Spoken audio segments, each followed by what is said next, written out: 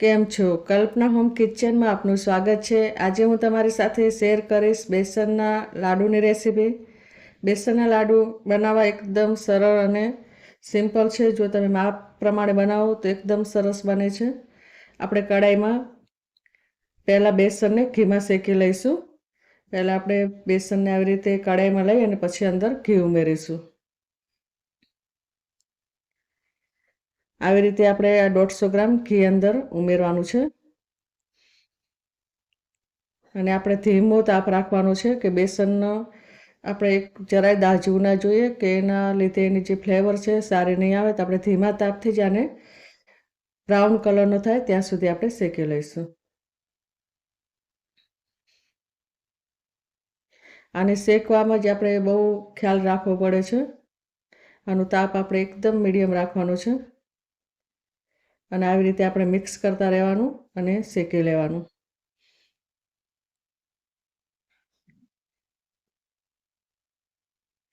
આવી જ રીતે મારી ચેનલમાં ઘણી બધી રેસીપી છે, તો તમે જરૂરથી જોજો અને પસંદ આવે તો શેર પણ કરજો અને હજુ સુધી સબસ્ક્રાઈબ ના કર્યું હોય તો મારી ચેનલને સબસ્ક્રાઈબ કરી લેજો। હું એક રોજ નવો વિડીયો શેર કરું છું, તો તમને જોવા મળશે જો તમે મારી ચેનલને સબસ્ક્રાઈબ કરેલું હશે તો। આવી રીતે આપણે શેકી લેવાનું છે।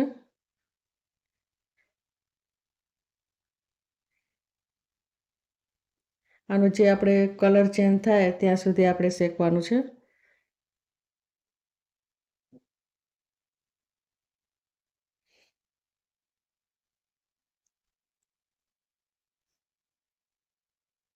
હવે આપણે શેકાઈ ગયું છે તો આપણે એક બાઉલમાં કાઢી લઈશું। આવી રીતે બાઉલમાં કાઢીને આપણે ઠંડુ કરી લેવાનું છે। ઠંડુ થાય પછી આપણે અંદર ખાંડ ઉમેરીશું દળેલી।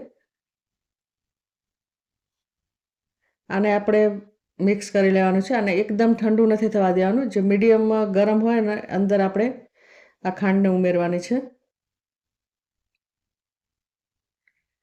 હવે આપણે બરાબર મિક્સ કરી લઈશું।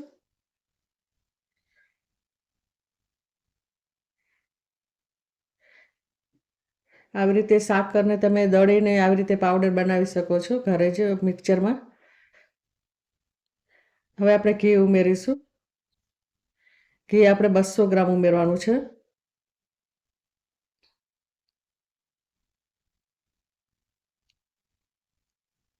આવી રીતે ઘી ઉમેરી અને આપણે બરાબર મિક્સ કરી લેવાનું।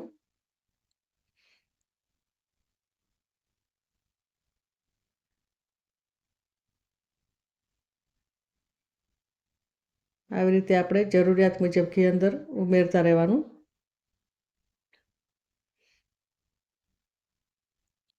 અને જો તમે જે તૈયાર બેસન આવે છે તેના મેં આ લાડુ બનાવ્યા છે અને ચણાનો લોટ હોય તો થોડું ઘી વધારે જોઈએ છે જો આપણે ઘંટીમાં દળાવ્યો હોય તો।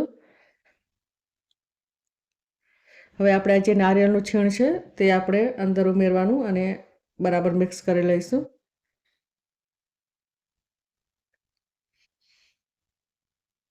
આ બેસનના લાડુ એકદમ સરસ લાગે છે। આના અંદર તમે ઇલાયચી પણ એડ કરી શકો છો। તમારે કાજુ બદામ કે કોઈ પણ ડ્રાયફ્રૂટ્સ એડ કરવા હોય તો પણ કરી શકો છો। હવે આપણે આવી રીતે આના જે લાડુ છે એ વાળી લેવાના છે હાથથી।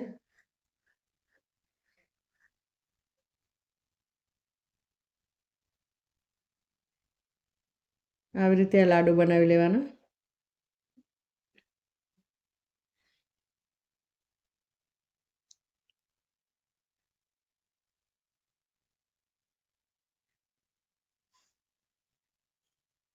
અને શેકવા પછી આપણે બરાબર ખ્યાલ રાખવાનો છે। જો બરાબર શેકાય તો આ લાડવા એકદમ સરસ બને છે। હવે આપણા જે લાડુ છે એ આવી રીતે બધા તૈયાર થઈ ગયા છે। મારી રેસીપી પસંદ આવી હોય તો સબસ્ક્રાઈબ જરૂરથી કરજો અને હવે મળીશું બીજી રેસીપીમાં। ત્યાં સુધી બાય।